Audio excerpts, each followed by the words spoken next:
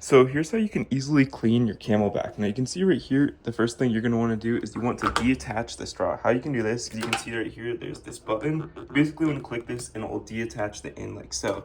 Now to clean the straw, basically what you're going to want to do is you obviously want to have it unlocked like it is right now. Basically with one hand, you're going to want to squeeze this like so, and you can see the water will come out like so. You basically just want to put this into the faucet as close as possible, so this will just squirt out water and that cleans it. I'm recording, so I can't really do that with both hands or with one hand, you know. And then for this thing, you simply want to rinse it out. You can always use soap. I wouldn't use soap on the straw, but you can always just rinse this out and use some paper towels just to rinse it off and dry it and scrub it, especially the inside if you can, because that's where a lot of the residue is, because it's really important that you dry it so it doesn't grow any bacteria or mold. And basically that's all you need to do. You need to attach the straw and let this dry on like your microwave or something. And yeah, you're pretty good to go. You can always clean this. I really recommend using a paper towel just to get the insides. That's where a lot of the mold just gets in residue, especially when this is closed. So yeah, that's what I do personally to clean my Camelbak.